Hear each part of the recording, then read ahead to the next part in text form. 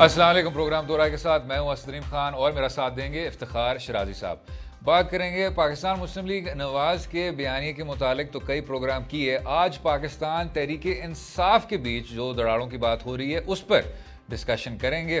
अब याद रहे कि पाकिस्तान तहरीक इंसाफ के सिंध चैप्टर के मुतालिक पाकिस्तान मुस्लिम लीग फंक्शनल और GDA जो कि PTI के अहम इत्तेहादी हैं सिंध में, उन्होंने ये तनकीद की थी कि हमारे अरकान तोड़े जा रहे हैं और बढ़ रहे हैं मरकज़ी जमात की तरफ।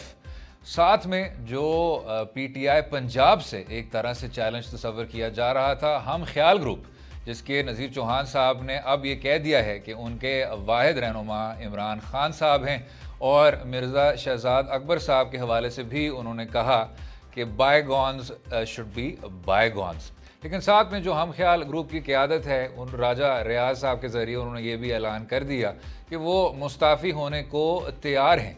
अब देखना होगा कि पाकिस्तान तहरीक इंसाफ पंजाब क्या मुत्तहद रह पाएगी।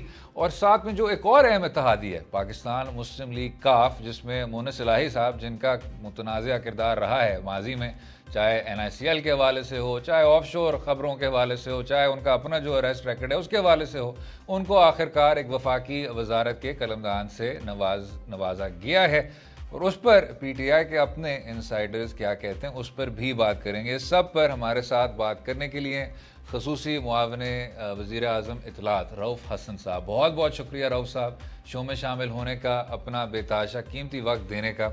सबसे पहले सर ये बताइएगा, जो PTI पंजाब के बीच एक तरह से एक कन्फ्यूजन का तासुर जा रहा है, हम ख्याल ग्रुप बात कर रहा है इस्तीफ़ों की, हम ख्याल ग्रुप कह रहा है हमें टारगेट किया जा रहा है, और ये बयानिया कुछ माह से चलता आ रहा है।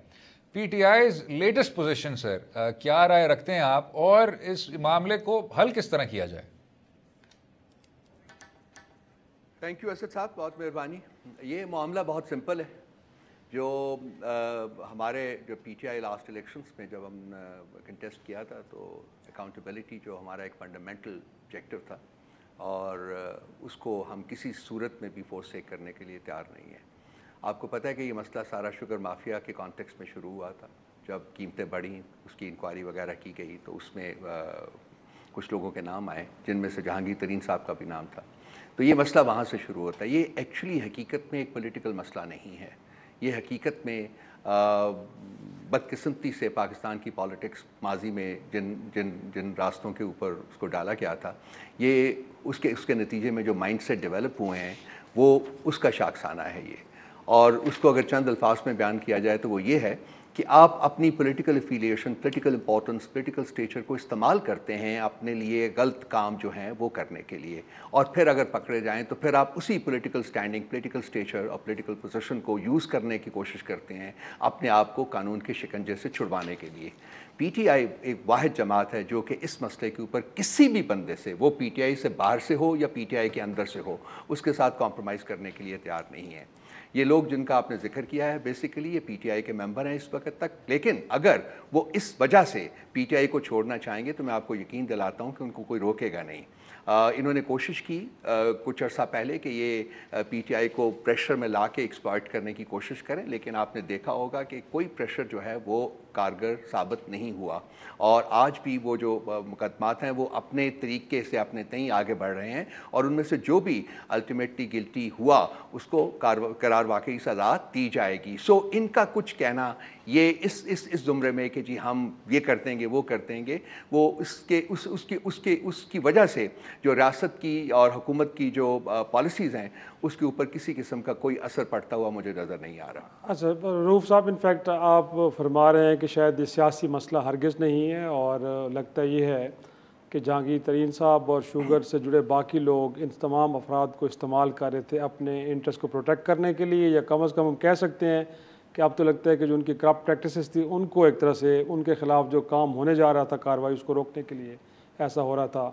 तो सर एक तरफ तो अब आप लोगों से कहा जा रहा है कि या तो वो उस ग्रुप के साथ खड़े हों या फिर PTI के साथ खड़े हों, लेकिन जो करप्ट प्रैक्टिसेस के अंदर इन्वॉल्व लोग हैं उनके खिलाफ तो कोई एग्रेसिव हमें कार्रवाई देखने को नहीं मिल रही। रादर ये है कि बाज़ को लगता है कि उनके कंसर्न्स को सुना जा रहा है, फिर एक कमेटी बन रही है, वो कमेटी जाके उनसे मिलती भी है, फिर उनके कंसर्न्स को दूर भी करती है। तो इस कन्फ्यूजन को तो दूर करें सर। अगर जहांगीर तरीन और उनके साथ जुड़े लोग करप्ट प्रैक्टिसेस के अंदर इन्वॉल्व हैं तो अभी तक आज़ाद क्यों फिर रहे हैं सर? उनको तो बिहाइंड द बार होना चाहिए। देखिए, उसको अरेस्ट करने का जो मसला है वो हुकूमत का नहीं है, वो सिक्योरिटी अदारों का है जिन्होंने करना है, और वो हकायक की बेसिस के ऊपर करेंगे।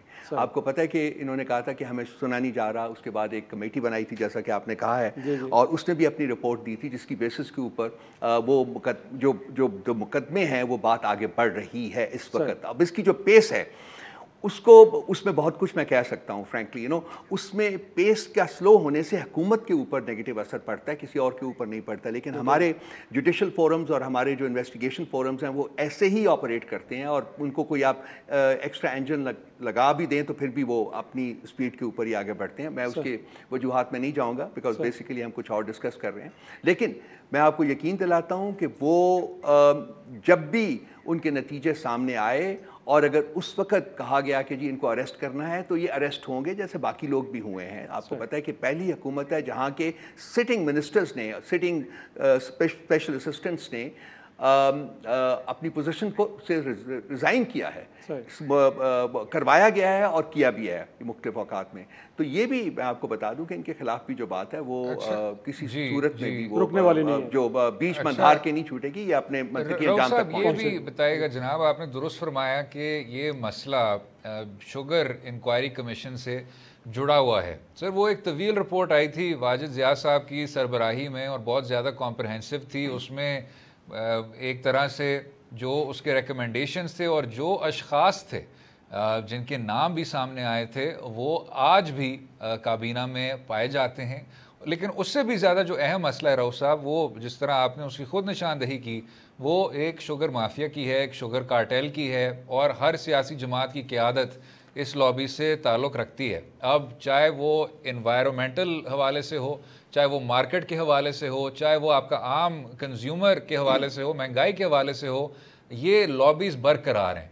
तो सर, उसको सामने रखते हुए हुकूमत वक्त क्या कुछ कर रही है? कंपटीशन कमीशन को बाइख्तियार कर रही है, इस लॉबी को तोड़ रही है, जो किसान है उसको रिलीफ पहुंचा रही है। शुगर इंक्वायरी कमीशन रिपोर्ट की रोशनी में कौन से इकदाम लिए गए?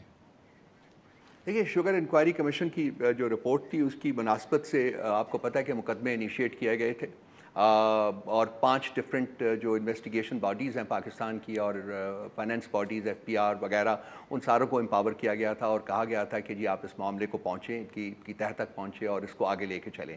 वो जो अमल है वो जारी है, उसको रोका नहीं गया हुआ, किसी सूरत में नहीं गया।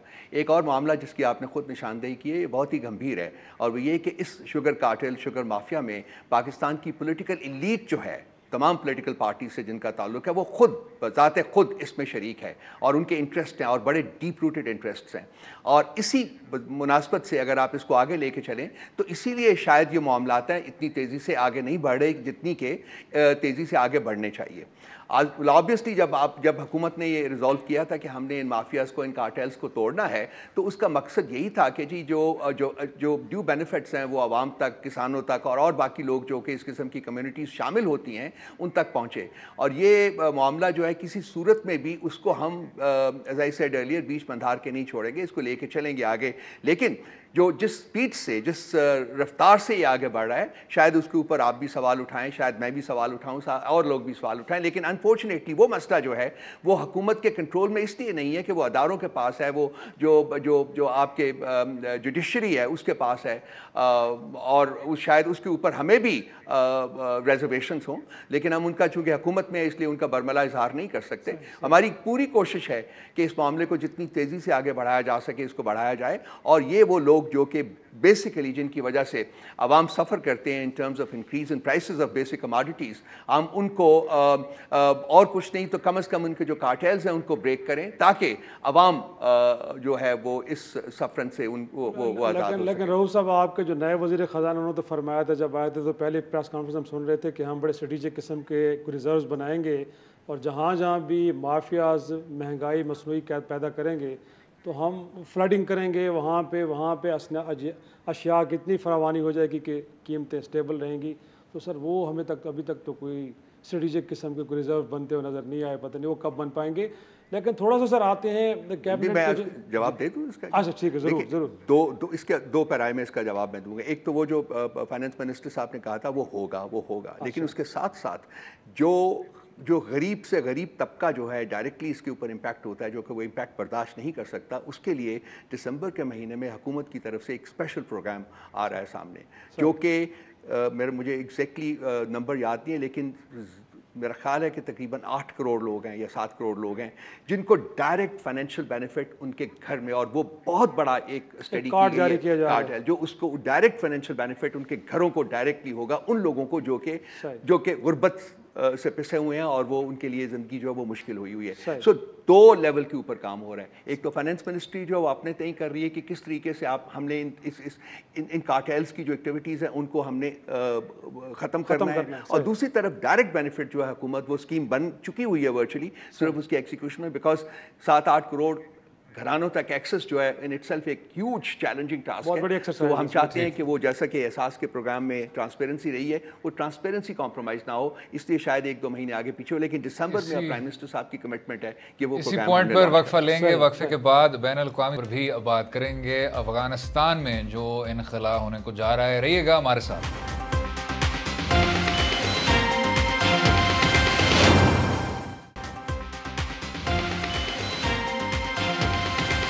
वेलकम बैक टू दो राय। बात करेंगे कुछ बैन अल-अक़वामी अमूर की, अफ़गानिस्तान में जो इनखला हो रहा है और साथ में रियासत पाकिस्तान का मौक़िफ़ कि अफ़गानिस्तान में अमन तो चाहते हैं, लेकिन इस तरह ये कहना कि तालिबान की जो भी कार्रवाई है वो सब का सब रियासत पाकिस्तान पे कंटिजेंट है, ये बिल्कुल नामुनासिब है। ये कहा था वज़ीर आज़म इमरान खान साहब ने। रऊफ़ हसन साहब, सर इससे पहले भी आपका ख़ुसूसी तौर पे फ़ॉरेन अफेयर्स पर आपकी गहरी नज़र थी और है, तो with regards to the withdrawal in Afghanistan sir, जो एक ख़दशा है, वाज़ेह ख़दशा है कि पाकिस्तान इस फॉल आउट में गैर मुस्तहकम ना हो जाए। आपने देखा बलूचिस्तान में, शुमाली वज़ीरिस्तान में हमलों में इजाफ़ा हुआ है, और ये भी रिपोर्ट सामने आ गई हैं कि TTP रीग्रुप कर रहा है। तो सर क्या खित्ते में जो इस तरह की एक शिद्दत पसंद तंजीम है जो कि रियासत पाकिस्तान के ख़िलाफ़ है, वो मज़ीद एम्बोल्डन तो नहीं हो जाएगी? उस हवाले से सर क्या कार्रवाई की जा रही है या करनी चाहिए? नहीं, कार्रवाई बिल्कुल की जानी चाहिए, उस बारे में कोई शक नहीं है, और कार्रवाई जो है वो जो अपनी जो तैयारी है वो भी बड़ी शिद्दत से जारी है। उसके बारे में किसी किस्म की कोई ज़हन में हमारे एम्बिग्विटी नहीं है। लेकिन अनफॉर्चुनेटली काफ़ी अरसे से हालात जिस तरफ बढ़े हैं, उसमें जो अफ़गानिस्तान की सरज़मीन है वो पाकिस्तान के ख़िलाफ़ इन एक्टिविटीज़ के लिए एक लॉन्चिंग पैड के तौर के ऊपर इस्तेमाल होती रही है। जैसा कि आपने ख़ुद जिक्र किया है, अलॉन्ग आ वेस्टर्न बॉर्डर बलूचिस्तान में और उसके साथ जॉइनिंग इलाकों में कुछ देर से शिद्दत पसंद हमलों में तेज़ी आई है। इसके ऊपर बाकायदा जो हमारे सिक्योरिटी अदारे हैं उनकी नज़र है, और वो हम उसके लिए रेमीडियल एक्शन जो है वो ले रहे हैं। लेकिन अनफॉर्चुनेटली ये सारा कुछ जो हुआ है, एक तो कुछ पहले शुरू हो गया था, लेकिन जिस तरीके से अमेरिका ने अपनी अफवाज जो है वो अफ़गानिस्तान से वापस बुलाई हैं, उन्होंने एक बहुत बड़ा वैक्यूम जो है वो छोड़ दिया। और आप देख रहे होंगे कि तालिबान जो है तेज़ी के साथ इस वक्त एडवांस कर रहे हैं। आज उन्होंने दूसरा प्रोविंशियल कैपिटल जो है, प्रोविंस जो है, उसके ऊपर भी कब्जा कर लिया, जो आज फॉल किया है। एक कल फॉल किया था, एक आज फॉल किया है, और 3 बड़े जो शहर हैं उसमें लश्करगाह है और हिरात है और कंधार है, उसका वर्चुअली उन्होंने घेराव किया हुआ है, इनसर्कल किया हुआ है, और एक्सपेक्टेड है कि जी in due course of time वो भी फॉल करेंगे। लेकिन इसके साथ साथ उन्होंने, जबकि अपना जोर एक तरफ तो 3 बड़े शहरों के ऊपर रखा हुआ है, उन्होंने उसके साथ अब जो छोटे जो प्रोविंसेस हैं, छोटे शहर हैं, और जो ज़रांग जो कि कल फॉल किया है, ये इसकी बहुत अहमियत है। ये ईरान की सरहद के बिल्कुल साथ जुड़ा हुआ है, और ये एक मेजर जो है ट्रेड रूट है उनका, और इसकी लिंकेज जो है वो चाबहार के साथ भी है। सो अफ़गानिस्तान हुकूमत जो है वो इस वक्त कुलियतन जो है वो इंडिया के साथ उन्होंने अपने आप को जोड़ लिया है। ख़ासकर ये जो अफ़गान हुकूमत का ट्रायम्विरेट है, गनी, अमरुल्लाह सालेह और मुहिब हमदुल्ला, इन लोगों ने एक इतनी कॉस्टिक इन्वायरमेंट जो है वो पाकिस्तान के बारे में वहाँ क्रिएट की दी है, और virtually every day daily basis के ऊपर जो बयानात आ रहे हैं उससे जो हमारे बायलैटरल ताल्लुकात हैं उनके ऊपर कोई अच्छा असर नहीं पड़ रहा। लेकिन इन चीज़ों को सामने रखते हुए जो हुकूमत है उसने एक्स्ट्रा ऑर्डिनरीली कुछ ऐसे इक़दाम किए हैं, particularly in securing the western border. उस फेंसिंग तो आपको पता है तकरीबन 90% हो चुकी हुई है, लेकिन और भी जो बाकी भी है वो भी तेज़ी के साथ उसको फिनिश किया जा रहा है। इसके साथ साथ जो है वहाँ पाकिस्तान आर्मी को पोजीशन किया गया है, और हम कोशिश कर रहे हैं कि जो रेफ्यूजीज़ जो है उनका इन्फ्लक्स है उसको भी कंट्रोल करें। और इस वक्त तक हमारी कल ही एक मीटिंग हुई है, उसमें बताया गया है कि जो नंबर ऑफ़ पीपल जो कि क्रॉस द बॉर्डर इस वक्त आ रहे हैं उनका नंबर वो है वो 30,000 से कम होकर तकरीबन 3,000 रह गया है।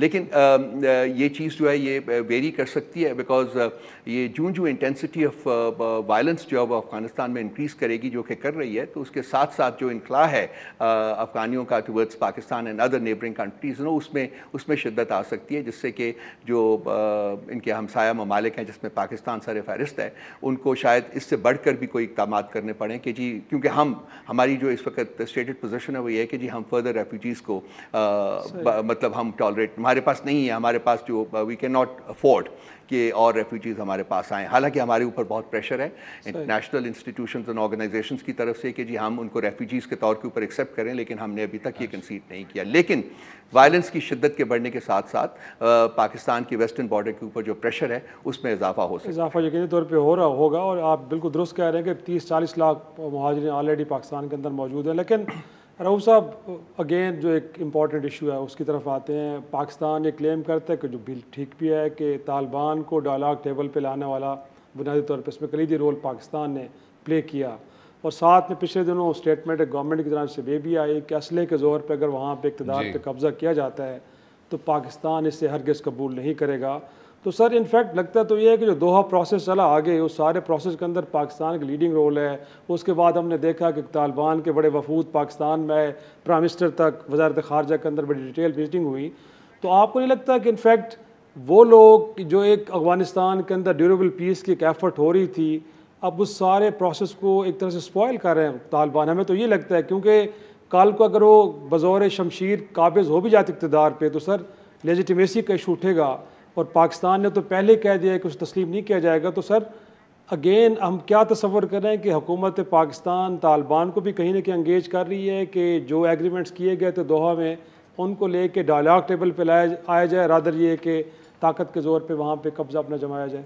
देखिए, दो चीज़ें हैं, हम उनको सेपरेट कर लेते हैं। एक तो वो डायलॉग है जो कि पाकिस्तान ने कंडक्ट करवाया था अमेरिका और तालिबान के दरमियान, उसकी नतीजे में ये सारा जो एग्रीमेंट उनका हुआ था कि तालिबान ने ये गारंटी दी थी कि वो अफ़गान सॉइल को किसी टेररिस्ट एक्टिविटी के लिए इस्तेमाल नहीं होने देंगे। उसके जवाब में अमेरिका ने एक टाइमलाइन दी थी अपने ट्रूप्स को विड्रॉ करने की। लेकिन सोचा ये जा रहा था और उम्मीद की जा रही थी कि ये जो विड्रॉल है इसको कंडीशन किया जाएगा दोहा टॉक्स में प्रोग्रेस के ऊपर, कि जो वो प्रोग्रेस होगी तो हम अपना ट्रूप्स जो है ना उसको विड्रॉल कर लेंगे। लेकिन ऐसा नहीं हुआ, बल्कि अमेरिका ने यकतरफा तौर के ऊपर अनाउंस किया कि जी हम 11 सितंबर तक अपने तमाम ट्रूप्स जो हैं वो विड्रॉ कर दिया, और उन्होंने बड़ी तेज़ी से विड्रॉल का प्रोसेस शुरू भी कर दिया। अब उनके मेरा ख्याल है इस वक्त 3,000 तकरीबन वहाँ ट्रूप्स रह गए, बाकी वो आर्मामेंट जो ह्यूज आर्म उनका था मेजर वो भी उन्होंने वापस ले लिया गया। इससे एक बहुत बड़ा वैक्यूम क्रिएट हुआ वहाँ, और तमाम मुल्क जिनमें पाकिस्तान शामिल है, हम अमेरिका को परसुएट करने की कोशिश कर रहे थे कि आप ऑर्डरली विड्रॉल करें। ऑर्डरली विड्रॉल का मतलब ये था कि आप इसको लिंक करें विद प्रोग्रेस इन टॉक्स। वो अमेरिका ने किसी की नहीं सुनी। पाकिस्तान शामिल था, चीन शामिल था, रशिया शामिल था, खित्ते के बाकी ममालिक इंक्लूडिंग जो सेंट्रल एशियन रिपब्लिक्स थे, वो सब इसमें यक जुबान होकर उन्होंने कहा जी कि एक यकतरफा विड्रॉल ना करें। अब अमेरिका की यहाँ इंटेंशंस जो है, मैं उसके ऊपर एक सवालिया निशान मेरे ज़हन में है, और मैंने 2-3 अपने रिसेंट आर्टिकल्स में उसको कहा भी है कि अमेरिका विड्रॉल कर रहा था because of the agreement that it signed with the Taliban, or understanding that it reached with the Taliban, actually the agreement that it signed, कि जी हम जाएंगे तो पीस आएगा। लेकिन वो उनके जाने से जो वायलेंस है वो लेवल बहुत बढ़ गया। जैसे हमने पहले जिक्र किया है कि 2 मेजर जो प्रोविंशियल कैपिटल्स हैं वो फॉल कर गए हैं, और बाकी घिराव है, और भी वक्त गुजरने के साथ साथ यही प्रिडिक्ट किया जा रहा है कि और कैपिटल भी फॉल करेंगे।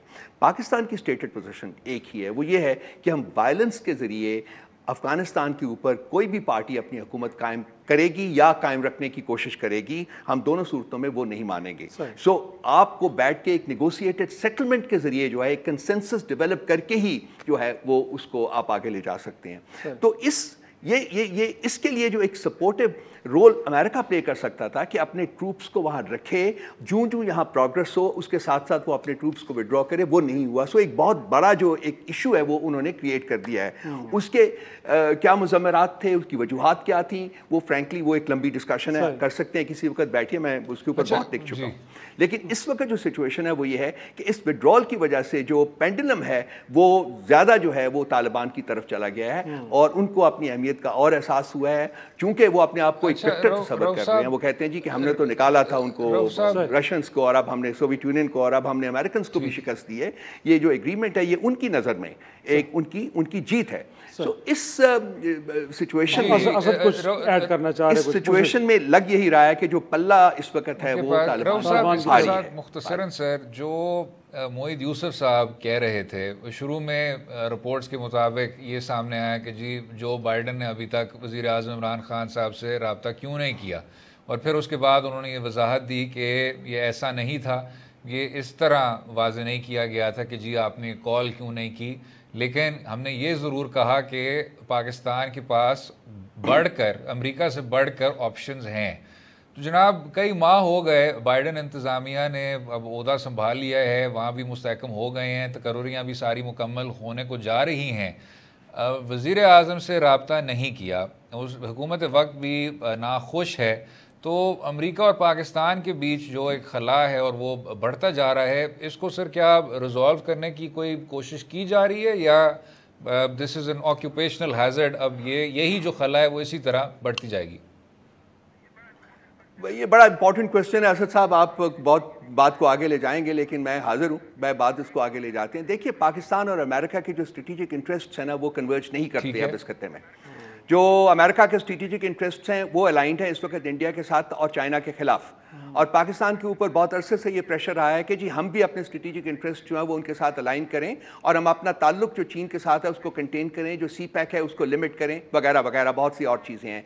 पाकिस्तान ये फील करता है कि जिस तरीके से चाइना ने पाकिस्तान को सपोर्ट किया है अंडर ऑल सर्कमस्टांसेस, जिस तरीके से इकोनॉमिकली एंड अदरवाइज वो हमारे साथ खड़ा रहा है, हमारे पास ये बनता ही नहीं है, हमारे पास ये ऑप्शन ही नहीं कि हम चाइना के साथ अपने ताल्लुकात को किसी चीज़ से भी मशरूत करें।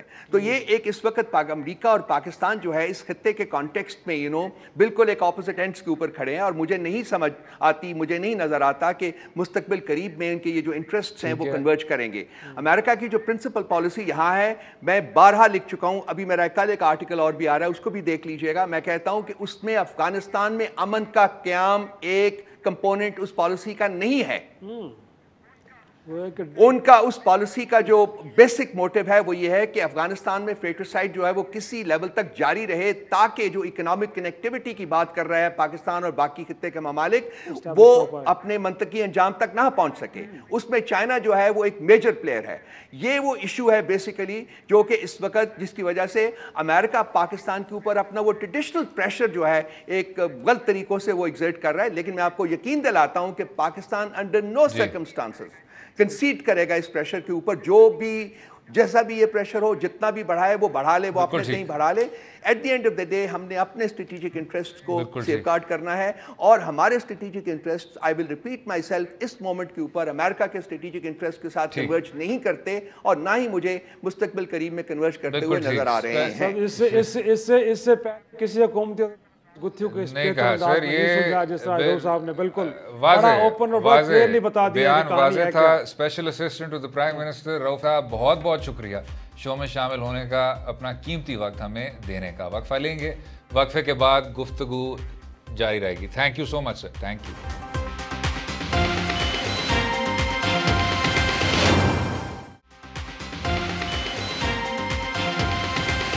वेलकम बैक टू दोहराए। जब उनसे पूछा गया आज़ादी सहाफ़त के मुतालिक, और जब उनसे पूछा गया बुनियादी हक़ के इज़हार राय के मुतालिक, तो वज़ीर आज़म इमरान खान साहब का कहना था कि पाकिस्तान में इस तरह की आज़ादी कहीं और नहीं पाई जाती, और चाहे वो फ्रीडम ऑफ एक्सप्रेशन हो, चाहे फ्रीडम ऑफ प्रेस हो, जिस तरह की तनकीद इस हुकूमत पे की जाती है उस तरह की आज़ादी भी आपको कहीं और देखने को नहीं मिलेगी।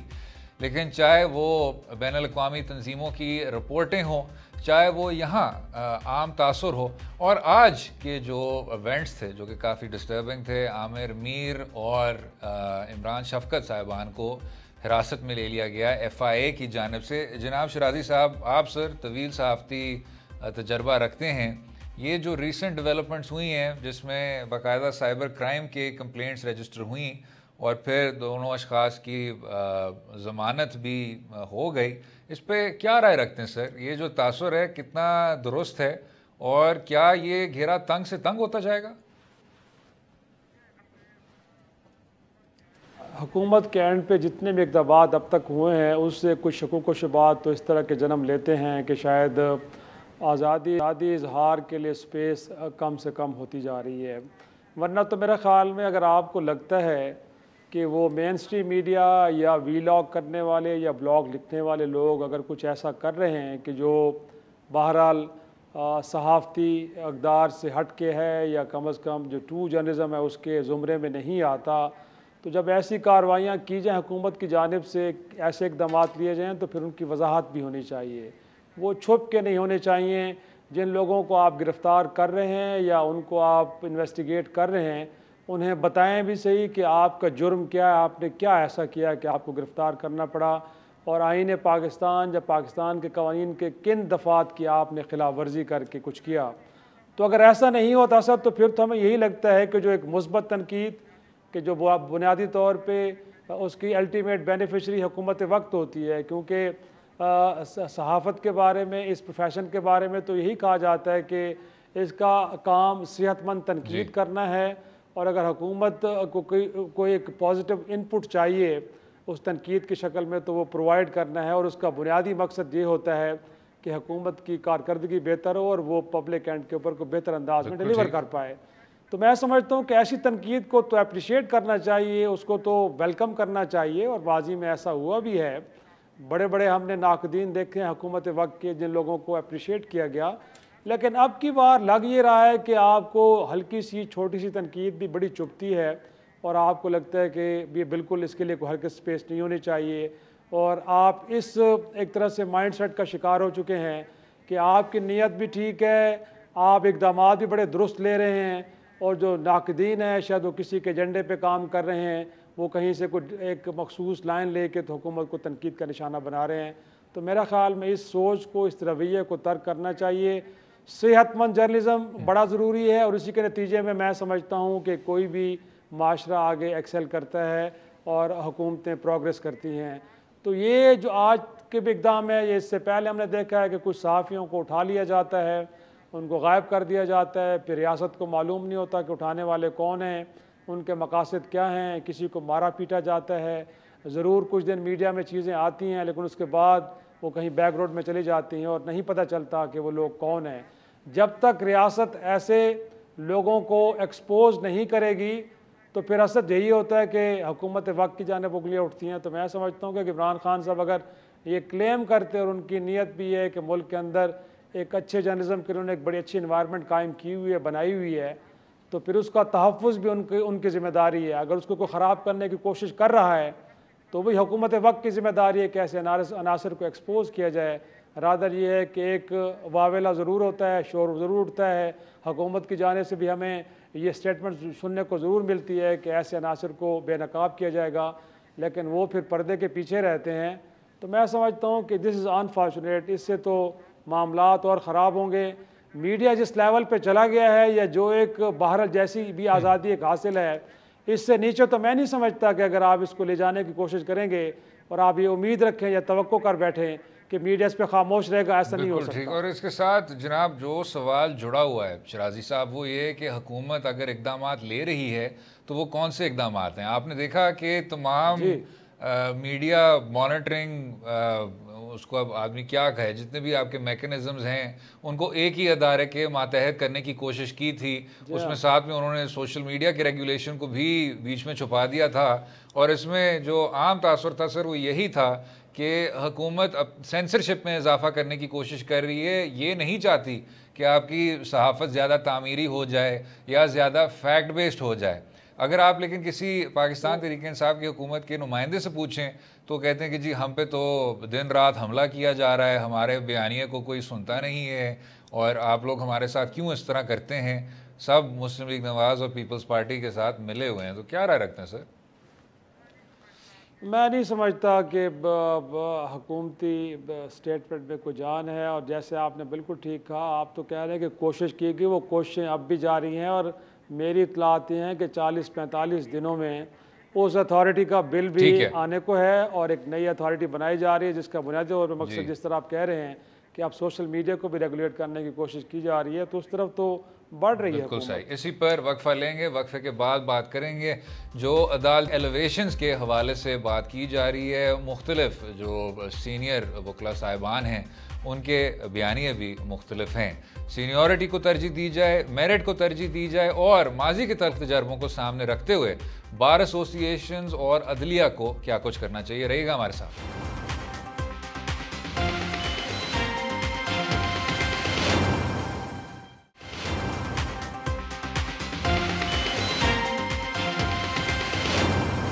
वेलकम बैक टू दो राय। बात करेंगे जो सिंध हाई कोर्ट के जज साहब के एलिवेशन के बाद, यानी अदालत उज़्मा को एलिवेशन के बाद Sindh high court bar association के लीडरान ने कई नुकात उठाए सीनियरिटी के हवाले से और मेरिट के हवाले से।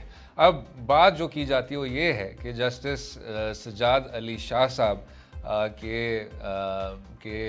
एक्सपीरियंस को सामने रखते हुए और उससे पहले कई चीफ जस्टिस साहिबान जिनके साथ मुख्तलिफ कॉन्ट्रोवर्सीज जुड़ी हुई थी, एक ही मैट्रिक को देखना चाहिए और वो है सीनियरिटी। जज साहब को तजर्बे के मुताबिक एलिवेट कर देना चाहिए। लेकिन दूसरी जानिब जो बात की जाती है वो ये है कि सीनियरिटी वो वाहिद इंडिकेटर नहीं होता, उसके साथ साथ आदमी का मेरिट, उसकी रिपोर्टेड जजमेंट्स, उसकी डिस्पोजिशन, उसमें सब्र व तहम्मुल और जो ओवरऑल एक मेयार है कि सबसे ज़्यादा जो काबिल जज साहिबान हैं उन्हीं को अदालत उज़्मा तक एलिवेट होना चाहिए, उस पर बात करेंगे। जनाब शराजी साहब, अगर आइन को देखा जाए सर तो आर्टिकल 177 में तो वाज़े है, ना तो सीनियरिटी का जिक्र है ना तो उम्र का जिक्र है सर। इस तरह की कोई वो कंडीशन प्री कंडीशन नहीं लगाई हुई उन्होंने आइन में। तो अब जो आपके दूसरे अशख़ास हैं वो यही कह रहे हैं कि आपको फिर भी एक ही इंडिकेटर सामने रखना होगा और वो है सीनियरिटी। किस तरह देखते हैं? मेरा ख़्याल है अगर सीनियरिटी की बुनियाद पे चीज़ों को तय किया जाए तो लगता यही है कि फिर वो जो कॉम्पिटेंसी का फैक्टर है वो कंप्रोमाइज़ होगा। और बिल्कुल आप ठीक कह रहे हैं कि वो जज साहिबान के जो बड़े डिसिप्लिन्ड हैं, बड़े लर्नर्ड हैं, जिनके फ़ैसले बड़े कमाल के हैं और उनकी जो केसेस को डिस्पोज ऑफ करने की जो उनकी जो एक तरह से एक हम कह सकते हैं कि काम करने की जो रफ्तार है वो एक बड़ी कमाल है। तो अगर उन चीज़ों को नज़रअंदाज करके आप इस बुनियाद पे कि बाय डिफ़ॉल्ट कोई शख्स बहुत पहले आ गया किसी पोजीशन पे और वो सीनियर तस्वर हुआ और उसी को आपने एलिवेट करना है, तो मैं समझता हूँ कि मैं तो इस नुक्ते को बिल्कुल भी इसको फेवर नहीं करूँगा। बुनियादी तौर पर लोअर कोर्ट से कि अगर आप किसी को एलिवेट कर रहे हैं तो मैं समझता हूँ कि मयार यही होना चाहिए कि उस शख्स की कॉम्पिटेंसी लेवल क्या है, वो कितना कॉम्पिटेंट जज है, वो कितना डिसिप्लिन्ड है, वो चीज़ों को किस अंदाज में डिस्पोज ऑफ करते। तो मैं समझता हूँ कि उसी को रखना चाहिए। अगर आप इसको बुनियाद बनाएंगे तो फिर तो जाहिर सी बात है, पता नहीं आप कोई लोग ऐसे होते हैं कि जो शायद आ जाते हैं जल्दी, वो इस इंडक्शन उनकी हो जाती है, सीनियरिटी के लिस्ट के ऊपर कहीं ऊपर पड़े होते हैं। लेकिन मैं नहीं समझता, मुझे तो नहीं लगता आप, क्योंकि अगेन आपका तो इस प्रोफेशन से आप वाबस्ता भी हैं असद, मेरे ख़्याल में आप तो रोज़ एक्सपीरियंस भी करते हैं चीज़ों को, तो मेरा ख्याल में आपकी ओपिनियन कहीं ज़्यादा अथेंटिक हो सकती है, ज़्यादा। बट इसमें सर जो एक सवाल जो बार बार उठता है वो यही है कि आपने देखा जस्टिस सज्जाद अली शाह साहब को निकाला गया इसी नुक्ते को सामने रखते हुए कि सीनियरिटी नहीं थी, और कुछ अशख़ास जस्टिस मुनीर साहब का भी हवाला देते हैं कि उनको भी out of turn chief justice तकर्रर किया गया था। लेकिन इसमें भी जो बात देखने वाली है वो ये है कि ये चीफ जस्टिस साहिबान के हवाले से है, चीफ जस्टिस ऑफ पाकिस्तान के हवाले से है, और कोई ये आर्ग्यूमेंट कर ही नहीं रहा कि अदालत उज़्मा की सतह पे जब आदमी पहुंच जाए उधर सीनियरिटी फॉलो नहीं होनी चाहिए। सवाल सिर्फ ये उठता है कि क्या जब आप हाई कोर्ट के जज साहिबान को सुप्रीम कोर्ट तक एलिवेट कर रहे हैं तो क्या कोई सीनियरिटी का कन्वेंशन है, और उसमें जो जवाब है वो वाज़े तौर पे कि नहीं, इस तरह का कन्वेंशन इस लेवल पर फॉलो नहीं किया जाता। नहीं, सही सही, और बिल्कुल है भी ऐसे। मेरे ख्याल में पीपल्स पार्टी के दौर में भी जब साकिर निसार साहब को लाहौर हाई कोर्ट से सुप्रीम कोर्ट की तरफ एलिवेट किया जा रहा था, तो उस वक्त तो मुझे याद है कि जो पार्लिमान की कमेटी थी तो उन्होंने तो उसके ऊपर एतराज़ किया था, क्योंकि वो जूनियर जज थे, उनसे सीनियर वहाँ पे मौजूद थे। लेकिन उस वक्त के जो चीफ जस्टिस ऑफ पाकिस्तान थे इफ्तिखार मोहम्मद चौधरी साहब, वो मुसर थे कि उनको एलिवेट करके यहाँ पे ले आना है। तो मेरा ख्याल में आखिर पे उन्हीं की राय ने प्रिवेल किया और पार्लिमान को उस वक्त नहीं सुना गया।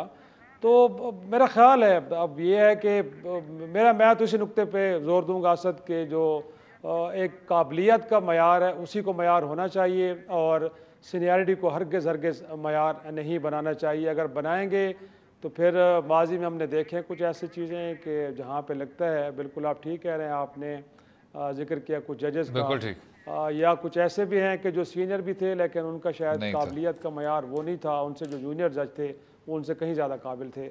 और मोर इम्पॉर्टेंटली मुझे लगता है कि अब इस मामले को भी कहीं पार्लिमान में आना चाहिए, अगेन डिस्कस डिबेट होना चाहिए, और बड़ा एक कॉम्प्रिहेंसिव किस्म का कोई एक तरीक़ाकार वज़ा होना चाहिए सद, ताकि फ्यूचर में इस तरह की कंट्रोवर्सीज। बिल्कुल ठीक, उम्मीद है आपको आज का प्रोग्राम पसंद आया होगा। मुझे और शराज अपनी राय से भी आगाह कीजिए और इजाज़त दें, कल तक खुदा।